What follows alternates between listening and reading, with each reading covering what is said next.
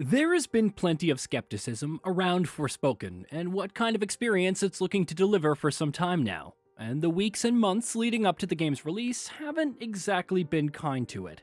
Issues have been highlighted with a number of aspects of the experience, and all of that has been exacerbated even further in the immediate aftermath of the game's release. Forspoken seems to have taken its place as the first high-profile flop of 2023, at least from a critical perspective.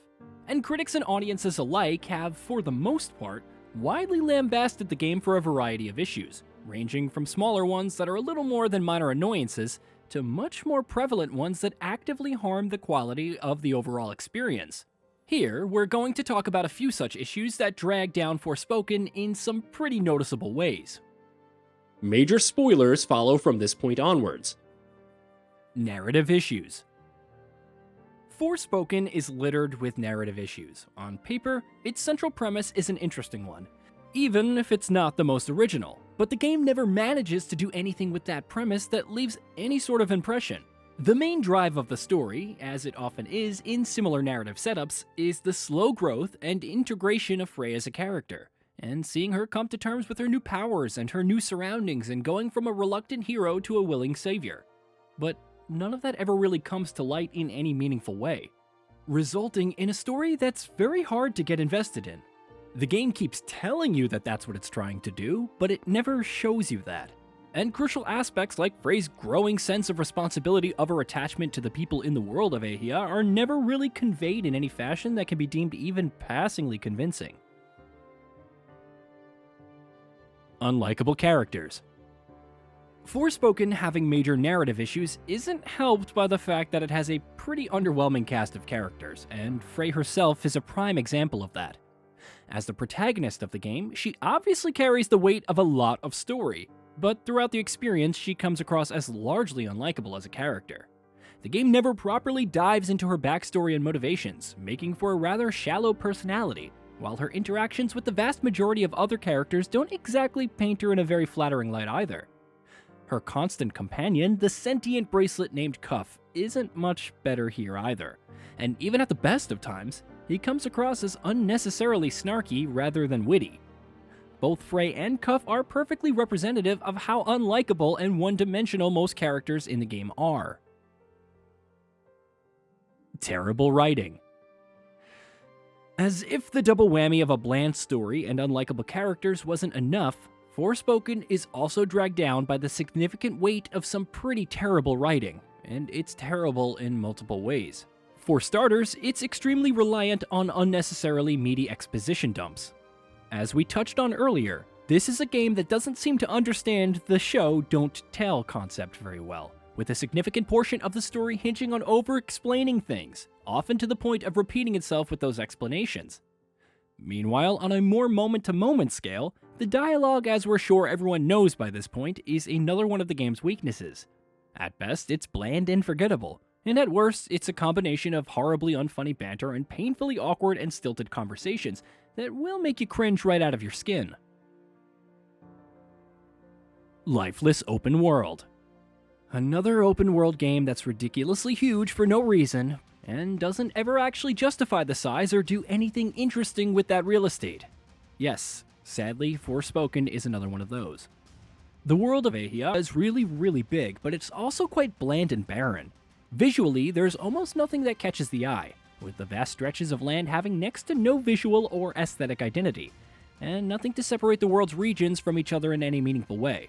Which is a real shame too, because traversing the world can be quite a bit of fun, thanks to the game's magic parkour mechanics.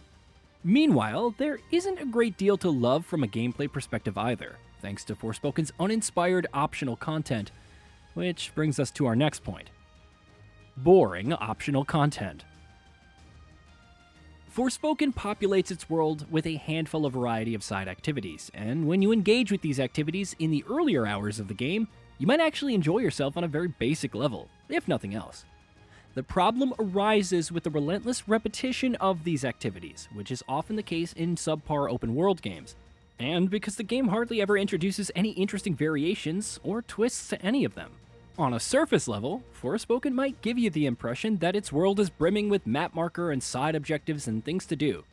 But once you've spent enough time in this world, it becomes abundantly clear that the vast majority of that is characterized primarily by mindless repetition. Disappointing enemy variety. Combat is one of Forspoken's bright spots. Even though the magic-based system isn't too deep and doesn't offer much room for strategizing, it's flashy and fun. The combat too is let down by some deficiencies though, and the lack of enemy variety is one of them. The game hands out an impressive variety of spells to use that offer different strengths and advantages, but you're not often encouraged to make full use of your growing toolkit, because more often than not, simple, straightforward, and repetitive, again, strategies prove to be sufficiently effective for taking out the enemies you cross paths with. Uninspired progression mechanics. For a game that bills itself as an RPG, Forspoken's progression mechanics offer surprisingly little depth. The game lets Frey equip a handful of items at a time, and a bare-bones crafting system lets you upgrade those items. But the rewards tend to be rather unsatisfying more often than not. You can get some minor stat upgrades, minimum buffs, and cursory upgrades to your magical abilities, and, well, that's pretty much it. There isn't a great deal of build variety, and not much to encourage you to invest too much time throughout into Frey's upgrades. Surprisingly short. You'd expect a AAA open-world action RPG to come with a meaty main story, but that, surprisingly, is definitely not the case in Forspoken. If you stick to its main story, you can finish the game in roughly 15 hours or so, which is surprisingly short for a game of Forspoken's nature.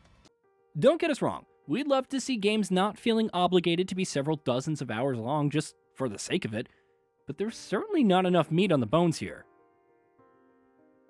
Visually and technically inconsistent.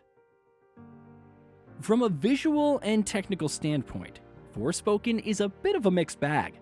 It's got some pretty impressive art design for the most part, and even from a purely technical perspective, there's quite a bit to be impressed by, not least how flashy and explosive its magic looks in both combat and traversal.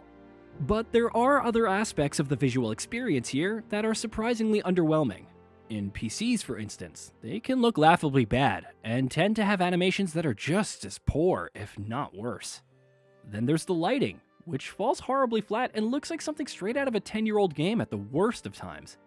Given how long Forspoken has been in development, and the fact that it's a AAA game, and the fact that it's a current-gen exclusive, most people expected it to look much better than it does.